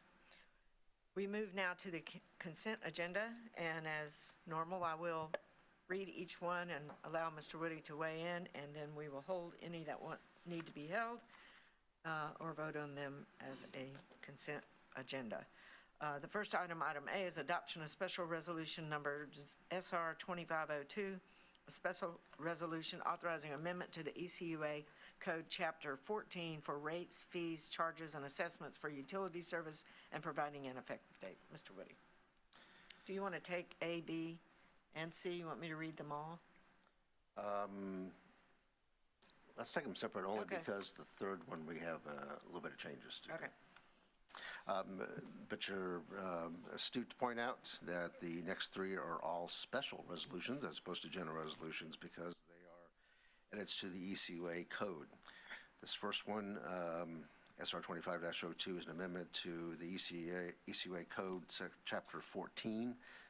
You'll remember that the board asked that we make some changes and amendments to deal with unique weather events. Previously, we've had one for hurricanes, and because of the extreme weather event that we went through this past year, very cold weather and snow for that matter, we've made some edits that reflect exemptions for making and an ability to make adjustments to our customers' consumption due to a break in a water line that occurs during those events.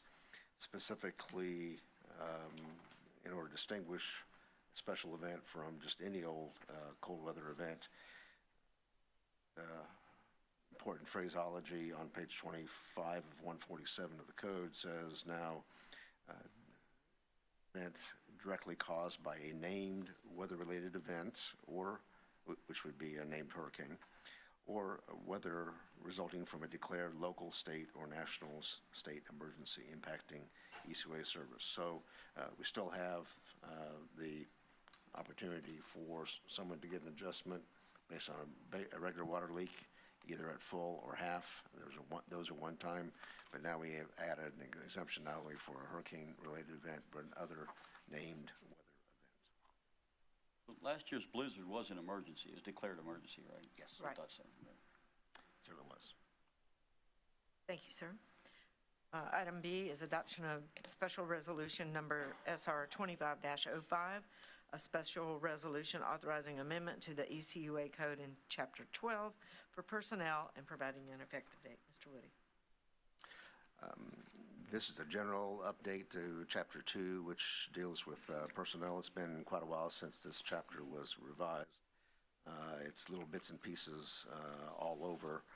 Most of it is just updates related to changes that have occurred in federal or state code over time. A copy is attached. Again, Chapter 12 is regarding personnel and changes to the Human Resource Manual. See no speakers. Item C, adoption of special resolution SR 2506, resolution authorizing amendment to the ECUA code Chapter 13, purchasing procedures and providing an effective date. Is it all right if I turn this section over to our Yes, attorney, sir. Mr. Philip Pugh? Yes. Thank you, Madam Chair. So this change to Chapter 13, the primary purpose of it was to change Section 13.6, that in all of our contracts, equal opportunity clause, all included also. The reason we're taking that out because it's an executive order allowing DEI. Things it did was it revoked a prior executive order, which is from which these came. In other words, the equal employment opportunity. Y'all hear me? That's better. Thank you. Sorry. The equal employment opportunity clause that they signed comes out of an executive order that's now been revoked. Same with the non-segregated facilities. And so what we've done is simply changed it to say that all contractors doing business with ECUA will comply with the applicable requirements and give us all certifications required by federal, state, local law. So we can be a little bit more nimble with that as this as we go through this process and see how it out. The deadline to comply with that executive order was actually yesterday, so that done right away. While we were in there in this, we just saw a few odds and ends that we wanted to clean up. I was going to delete the pre-bid conference and the request for information definitions only because those don't appear elsewhere in the code, and we did some cleanup to the tone of silence definition. However, Mr. Woody actually caught a issue there, which is that we want to make sure that our pre-bid meetings line up with the way we've defined everything here. And so for that reason, we're going to I'd like to pull that back. In other words, I'd like to ask the board to approve the change to Section 13.6, and let's hold off on the other changes that we outlined. And I'll bring those back to you next. Language. Thank you. Does everyone understand that? Okay, thank you. Thank you. That was my biggest question out of all of these. Item D, adoption of general resolution GR 25-50, a resolution authorizing purchase of garbage and recycling cans from Schaefer Plastics North America LLC to support the Emerald Coast Utilities Authority Sanitation Department operation, authorizing the executive director to execute purchase orders, authorize funding from the appropriate budget line item, and provide an effective date. Mr. Woody. Our sanitation division has 96,000 customers and an inventory of 198,000 cans across our entire service area. That is a lot to manage. Right now, we fulfill about 150 residential work orders each and every day. That's 39,000 a year. That's a combination of things, deliveries, repair to existing, swapping out, say somebody's trading a recycling can for a trash can. Say they've discontinued service and we're picking up cans, or somebody's starting a new service and we're having to deliver cans. That's a tremendous amount of activity. Industry standards require us to, not require, but recommend replacing anywhere from about 8.5% to 10% of the cart inventory on an annual basis. We're able to do much better than that. We average about 6.5%. So my compliments to the sanitation division for being very efficient regarding being able to repair and reservice existing cans and keeping our expense in that regard below the industry standard.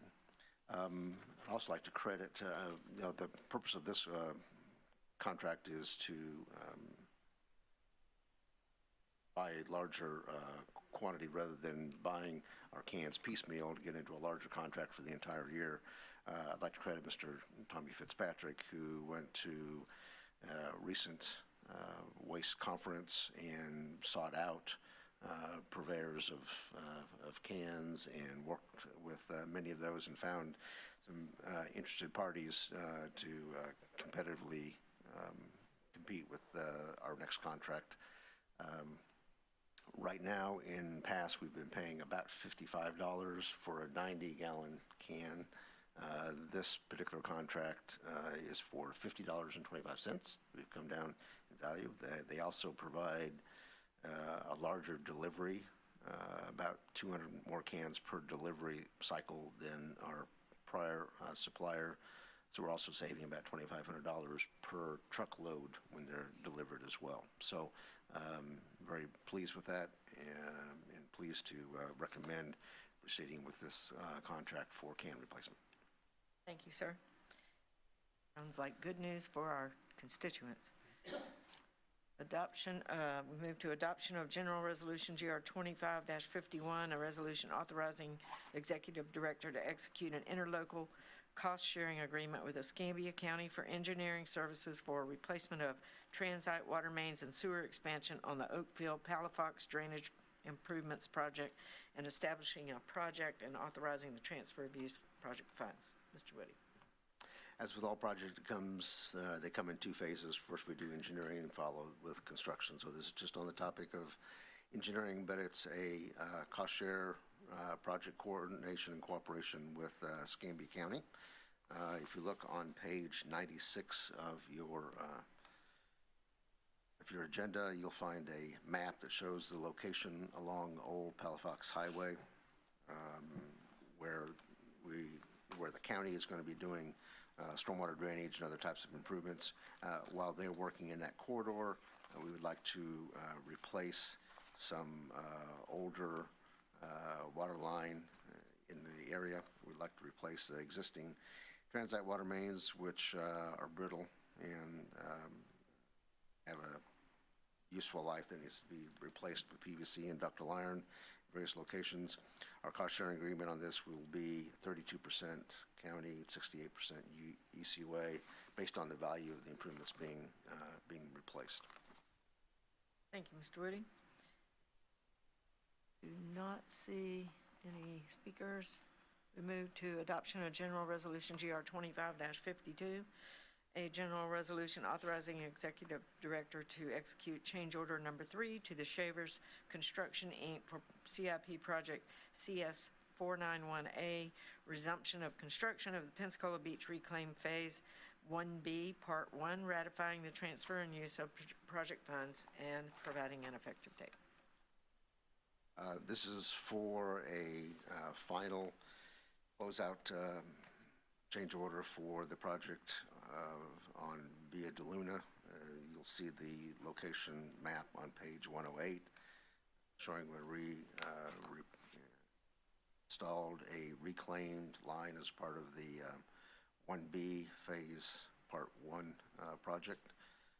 We've had a couple other change orders that were smaller in size and able to be approved at my level. However, the cumulative is now at a rate that I need to bring this to the board. The main changes in this third and final change order are reconciliation of quantities, including costs associated with having to reroute a 4-inch water line that was in conflict with our proposed construction. I see no speakers. Move to adoption of General Resolution GR 25-53, a resolution authorizing the execution and delivery of a master lease purchase agreement with Flagstar Public Funding Corporation, a corresponding escrow agreement to finance the purchase of 8 sanitation trucks from Sansom Equipment Company authorized by GR 24-107, authorizing the execution and delivery of other documents required in connection therewith, and providing an effective date. Mr. Woody. Each of the last 3 years, we've been purchasing new sanitation equipment for our sanitation fleet, including in the 2025 year were 8 new residential sanitation collects and trucks from Action Truck Company. We're starting to take delivery of those now. We're receiving quotes from various vendors for funding. This proposed agreement would be to proceed with the one who provided us with the best interest rate of 3.957% for a 7-year loan for replacement of these vehicles through Flagstar Public Funding Corporation. Thank you, Mr. Woody. Do I have any members that would like to hold any items from A through G? Well, on item C, are we just voting on the first part? Yes. Or do we need to pull it? We are just voting on the first Yeah, part? just the first. Yeah, we're pulling it. Okay, we'll pull it. Item C, we'll pull. And any other items want to be pulled? If not, do I have a motion for items A and B and D through G?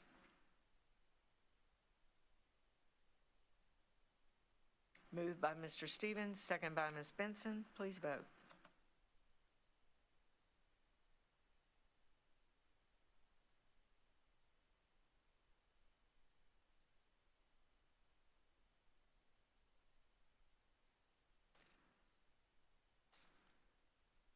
And it passes 4-1.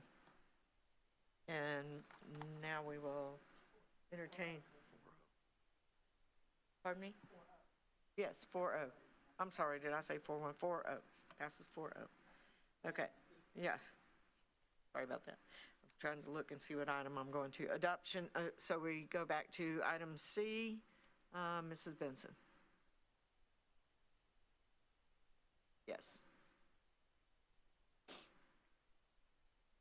And it is moved by Mr. Stevens, second by, we're just getting it on the table.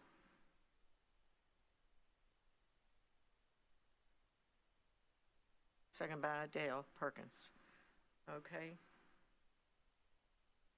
Honor that down, and Ms. Benson, you are recognized. Just, I want to be absolutely clear about what language is being removed and what impact it will have on our procedures and what the consequences would be if we did not adopt this. And I'd like to ask the attorney. Thank you, ma'am.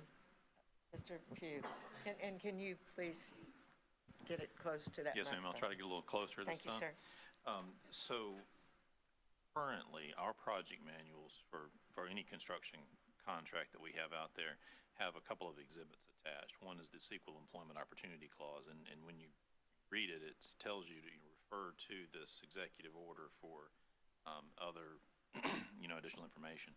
Well, that executive order is no more. And so they don't really apply as they're worded now anyway. And so I think what we have here is we have in our code, we're saying we shall require these certifications to be signed that no longer apply. The way the executive order works it's interesting. It really is. It's working its way through the courts right now because it doesn't operate on ECUA directly, right? We're not a federal agency. So, what it says is, all federal agencies will eliminate all unlawful DEI. Because, DEI is really violative of, equal opportunity laws in the 1960s, right? Because it's being looked at differently now. Well, if you say you shall not engage in anything that is unlawful DEI practice, but you don't define what unlawful is, then everybody throws their hands up. And there are, as I understand it, I believe there are 3 federal injunctions right now against enforcement of that executive order, just for that reason alone, that it doesn't define what is an unlawful DEI practice. We're kind of watching to see how those things work their way through the courts. So chased a little bit of a rabbit there. Let me come back to where I was headed, which is the only way it operates on us is that federal government, when it gives funding for any sort of project that we might do that has federal funding, we have to follow these rules, right? We have to, before the order, in order to get that federal funding, we have to have our contractor certified to us that they run an equal opportunity shop, and then we can government that we run that same thing for non-segregation. That is no more. I would be opposed to, or I would recommend against, I should say, asking our contractors to sign something. Doesn't apply. That makes any sense. But what I have done is included some language saying that they're going to have to sign whatever certifications are necessary under federal law, under state law, under local law, because, like I said, these things are changing quickly. Another place where we're having to be very careful is the state law requires us. So, for example, if you come down here to this E-Verify section, 13.6C, state law requires us to have certain certifications done as well, and they're kind of in the other direction. Now, we're assuming that there's a good chance the state is going to follow the lead of the federal government. I think we're going to see a lot of change coming up soon. Does that make sense? Did I answer your question, Ms. Benson? Sort of. It was a lot like a lawyer talking to me. I'm concerned about this. I want to make sure that the people that we contract with are consistent with the spirit of equal opportunity. And, I don't know how you ensure that, but I think it's really important.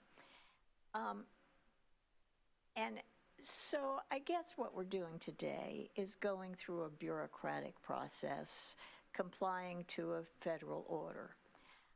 And, my dilemma is, in my heart of hearts, I'd like to vote no, just to make a statement that I think we're going backwards. But I don't want to put the ECUA at risk. And, maybe there's an opportunity for discussion at another level. I don't want this to be the end of the story, I guess. And I've been known to be a contrarian when it comes to beach mice and backflow preventers and all of that. And gosh, this feels important to me. But I guess I can justify voting for the motion as strictly on an operational basis if I know that we will have further discussions about some of our criteria for contracting, whether it may be internal.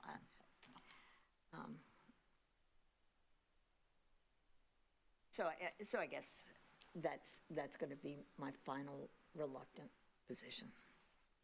Madam Chair, may I add a little to that? Yes, sir, you may. So a couple of things I just want you to be aware of. I'm sure we're going to be looking at it again. If these injunctions do not hold up, then my next step is going to be to go through our HR manuals, everything essentially. It's going to be a significant review to make sure we're in the right place. If they don't, if the injunctions do hold up, then the next step remains to be seen. I suspect we may see another executive order that cleans up some of the things that led to this. So we'll have to see how that shakes out. The other thing I want to point out, just to make sure that if I didn't express it properly the first time, is that, the Civil Rights Act remains in place, right? And so the discriminatory conduct in hiring practices is illegal. It always has been and probably always will be.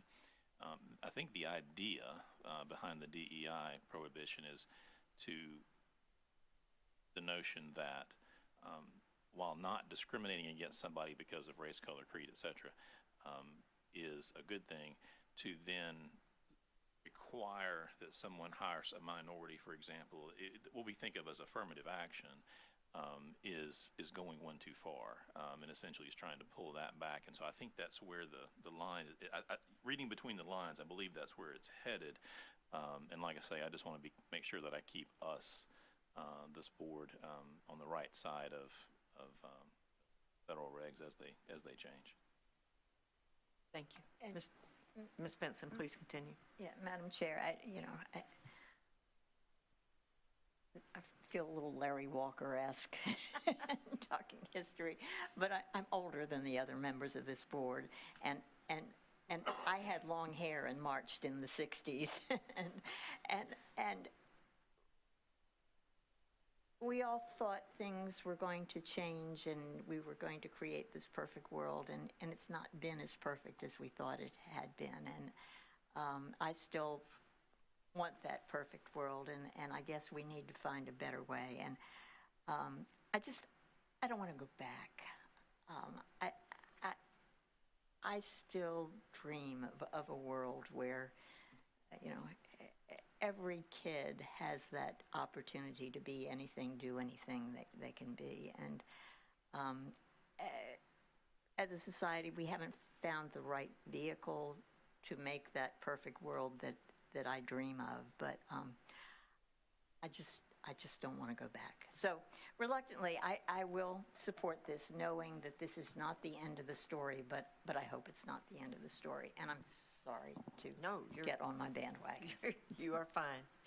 Thank you, Mr. Perkins. So what you've done is you basically included languages that says whatever the federal regulations are, we'll follow them. And so even if they change again. Precisely. That was my intent. Yeah, and so then that way we're not jeopardizing funding and being in compliance. So, yeah, I agree. Some things, a little uncomfortable with, but we have to look at the bigger picture, I think, and do what's right for the organization. Thank you. Thank you to my fellow board members. I think this was the only one I had questions about when we were doing the pre-talk. So I really appreciate everyone's weighing in, and appreciate all your hard work on these code changes, Mr. Pugh. Please vote.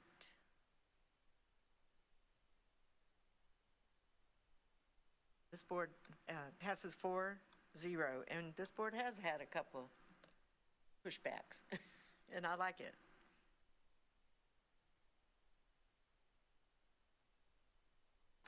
Thank you. We move now to budget reports. Mr. Smith, want to tell us where we are on our budget? All right, good afternoon. You have before you the budget report as of March 31st, which is halfway through the year, through our fiscal year ending ending September 30, 2025. Overall, for water and wastewater, operating expenses are at 46% of the budget. Most of the divisions and departments are in that 45 to 55% range, and sanitation and MRF is at 44% of their operating budget. Don't have anything special to report, but if anyone has any questions, I'd be glad to answer them. Thank you. I see no questions, and looks like we're right where we need to be. Tracking along where we need to. Thank you, sir. And we move to the executive report. Mr. Woody. Just a reminder that the next CAC meeting will actually be a series of budget workshop meetings, beginning Monday the 12th through Thursday the 15th. These meetings will begin at 3 o'clock and be held in this room. You'll be receiving individual packets for each day that will have budget-related information for the proposed topics of that day. As example, on Monday the 12th, Executive Administration, Shared Services, Information Technology, and Finance will be the departments making presentations, so their information will be provided to you in advance for that date. And we'll just provide it to you in bits so you're not too overwhelmed with it as it comes along. We will have a scheduled or proposed meal break partway through to the discretion of the chair when you would like to do that. Our planning is to have that food available on or after 4:30, but certainly we can break whenever's convenient. If we have some spillover of work that is not able to be completed by the end of our time on the 15th, and that might spill over then onto the regular Tuesday meeting that happens on the 20th. Thank you, sir. We move to the attorney's report. Mr. Pugh. Thank you, Madam Chair. As you all know, since we became the board's attorneys, we've been working our way through the code, trying to update and get it to where it needs to be. And that's going to be a continual process. Updates are always required, but we've made it through the whole thing. And I'd like to ask Ms. Adamek to step up, and she can give you a presentation on what we currently have. And what essentially, she's pulled it together in a way where the code is going to be available digitally, online, in a searchable format. And I'll turn it over to Ms. Adamek. Thank you so much.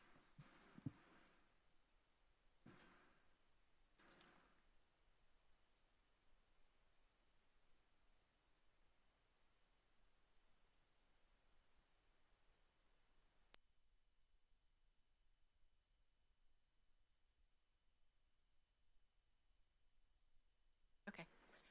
Good afternoon, Madam Chair, board members. Like Mr. Pugh said, it's been a long road since July 11th, 2019. With your approval today of Chapter 12, all of the chapters have been updated. They're now in the new format.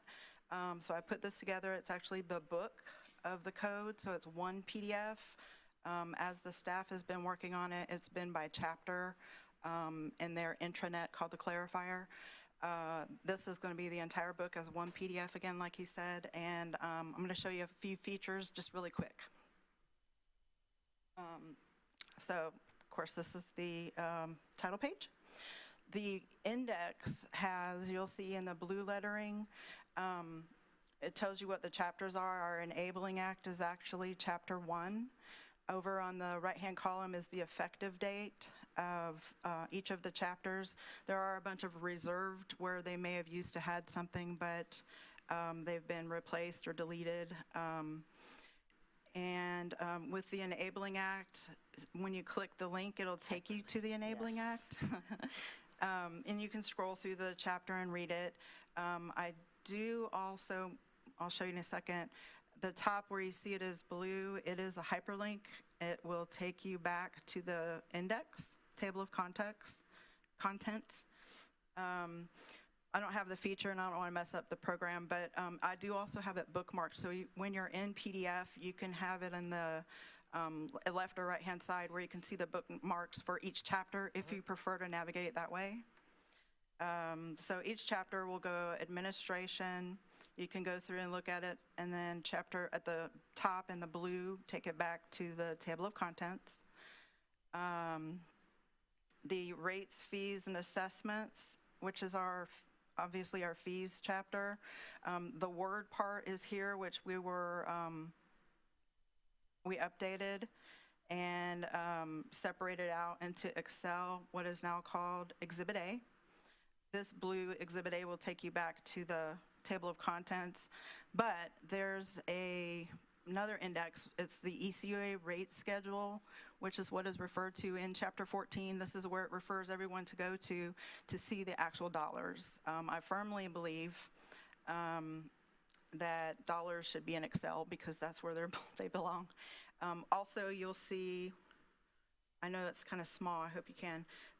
Each of the sections, there's a blue hyperlink. This is section 1446 on capital improvement fees. You click the hyperlink and it takes you right to that fee table. So you can see what you're looking for. Again, the blue will take you back to that same rate schedule index. Apologize, I can't see.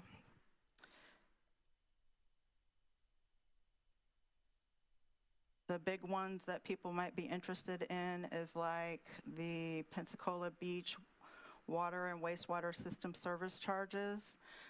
This is several pages worth, but it's broken down by every single rate so everyone can know what they're being charged by the measurements.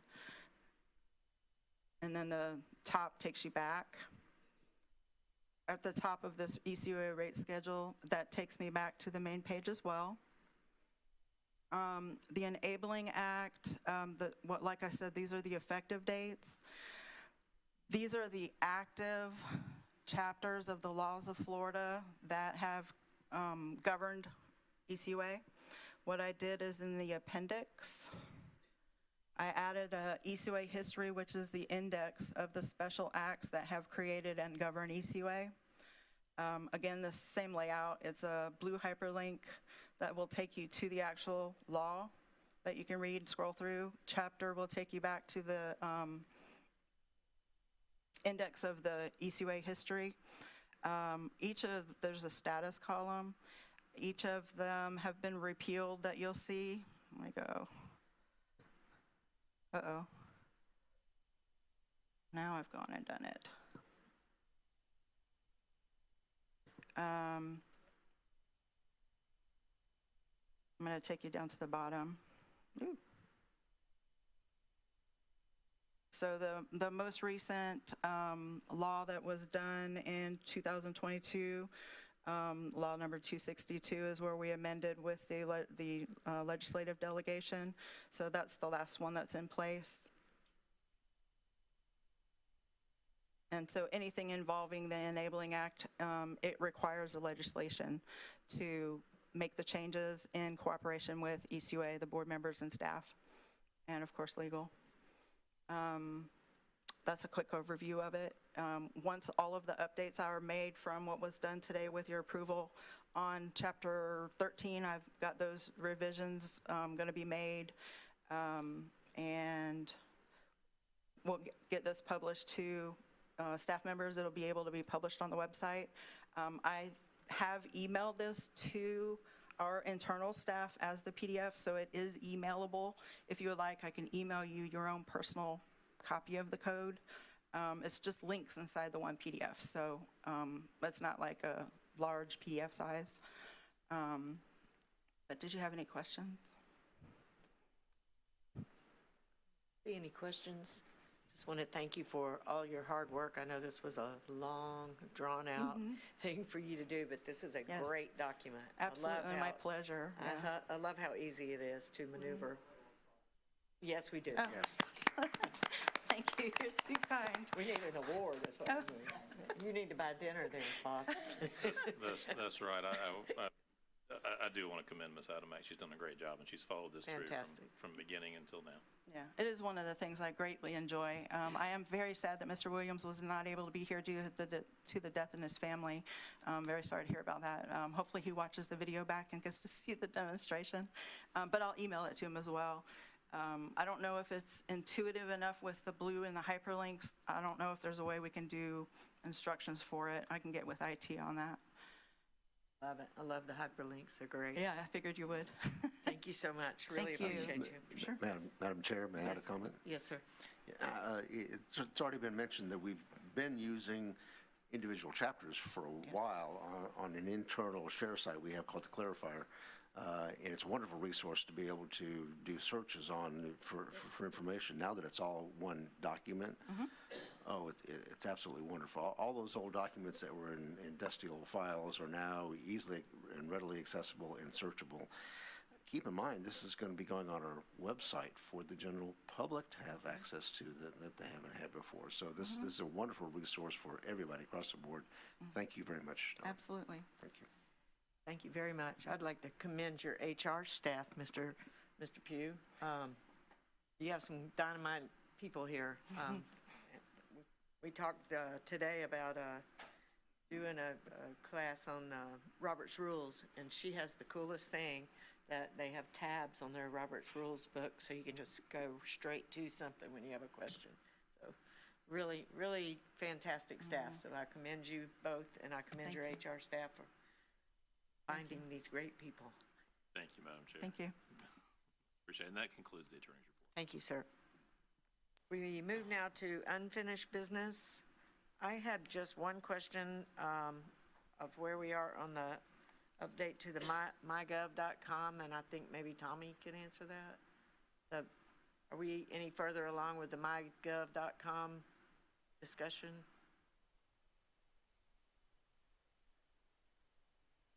Yay!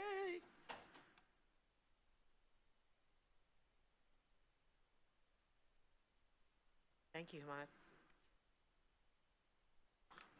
Madam Chair, Yes, sir.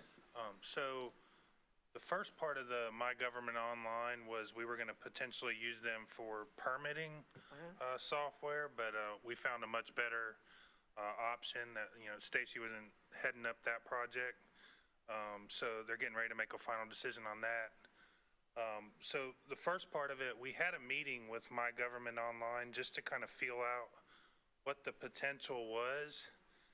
And then we had a follow-up meeting. I met with the city's IT director and a couple people from the county, and we were trying to figure out what would be our involvement in My Government Online.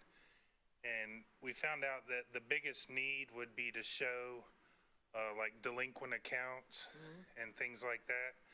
So even though we're not moving forward with My Government Online, we talked to the county and the city, and they said we could have a spot on their portal, so it would be like a one-stop shop. So we came up with a lot of good ideas. It's the ideas we came up with basically revolve around providing that information in the portal, so you would have a one-stop shop to go to get delinquent accounts, permitting, things like that. And then since we already have the portal is in existence, we could also put anything else in there, like, that would be relevant to customers or anybody that was going to visit that site frequently. And that would be at no cost to us because it's already being purchased through the county and the city. So if everything goes smooth, we should be able to provide some sort of information on that portal. Right now, we are getting our ideas evaluated by the legal team, just to make sure, because there were concerns about broadcasting, because right now that information comes through a public records request, and it raised some concerns of, do we want to just broadcast that information without somebody having to make an official request? And that may come across, ugly to a customer that actually has a delinquent account. So we're just working through the legal processes on it, making sure we're not going to break any rules. And then, of course, it would have to be approved by internal leadership like Mr. Woody and Mr. Fitzpatrick. But right now, we're just kind of in the developmental phase, research phase, just bouncing ideas. And then another idea potentially could be creating our own portal with that type of information, and then just putting a link to that portal on that page. And then another idea we had, and this would be kind of worst case scenario, but just making it very easy to make a public records request on that portal itself. So it took a while to really figure out what would be the best thing to put on that portal, because we were all, we weren't going to move forward with the permitting there, but just how can we take advantage of this collaboration with the city and the county? And so we've got some really good ideas. So. Great. Thank you so much. I really appreciate all your work on that. I think it's wonderful when we can partner with them and save money, because I think that was like $80,000 they wanted for that. So really, thank you. I appreciate you making all those meetings with the city and the county. Yes, ma'am. And good luck. We move to new business. Don't have any new business. Mr. Woody? No? Move to board communication. Have any? And we move now to our second open forum, and I have Ms. Pichelle Schneier. Ms. Schneier, I think somebody turned off your microphone up there, but you can turn it back on. Thank you for staying during this whole meeting. I love it. It's interesting. Sometimes I kind of phase out because it's so much information, but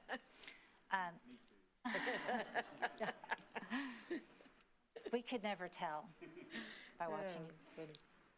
So my name is Pichelle Schneier. I live at 414 North Gillimard Street.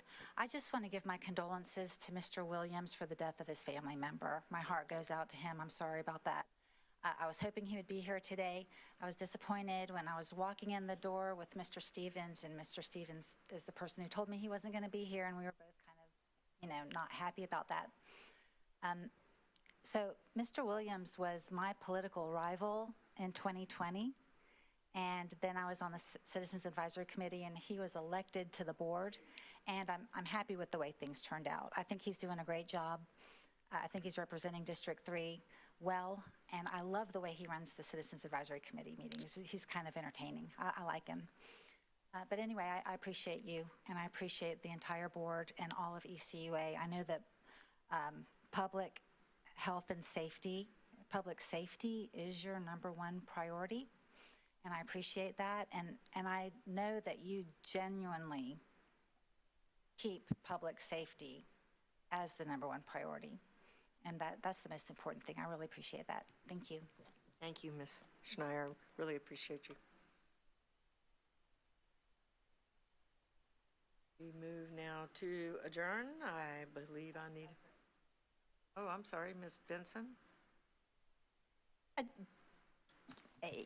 We've been having these open forums for a while, and fluoride has been an issue that's come up on these open forums, and I think probably the handwriting's on the wall about what's going to happen in the state of Florida.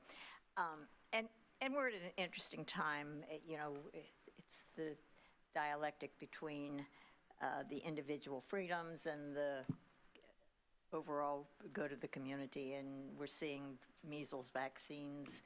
And anyway, I think probably in the short term, we see what's going to happen, but I don't think it's over yet. There was an interesting story about Calgary in Alberta in Canada this week, and in 2011, the City Council of Calgary voted to remove fluoride from their drinking water. And a neighboring city, Edmonton, also in Alberta, Canada, did not. And they did a study of these two cities and looked at the rate of tooth decay. And at the end of 8 years, the rate of tooth decay in Edmonton skyrocketed, Calgary skyrocketed over Edmonton. And so 10 years later, in 2021, the city of Calgary reinstated fluoride into their water. Some things in government never truly change, and this is cyclic, and it's certainly worth monitoring as we go along. And I don't think we should not continue to study this and debate it, because it's important. Thank you. Thank you, ma'am. Chair. Yes, sir. So Mr. when Perkins. is sine die? When does the legislature finish up? Do we know? And when do we expect to know if it passes and the governor will or will not veto? I mean, do we have a timeline on when everything wraps up? I mean, we know that's not always predictable, because sometimes they go over. I think July 2nd is when it would go into effect unless the governor vetoes if it passes, which probably or will. pushes it forward sooner, which I don't think he's going to, he rarely does. So. Well, it's passed the Senate, but I don't think it's passed the House. Right. So sine die, I think is in 2 weeks, but every indication is that there's going to be a special session or an extension of the session, because they've gotten kind of all the air sucked out in some issues that are going there. So, and I haven't heard anything, maybe others have, about the governor's position on this, whether it even, there's a chance of veto. I just don't know, so. I think his Surgeon General is for it, so I would imagine. Right. He may be too, so. It's interesting dialogue. We had that happen in a city in Florida too. They took it out and put it back in. Yeah. Be interesting to watch it move forward. Thank you. We have to have a motion for adjournment, so motion by Mr. Perkins, second by Second by, yeah, you're fast on that one. Second by Mr. Stevens. Please vote. Quick draw on the draw. And it passes 4-0. We are adjourned.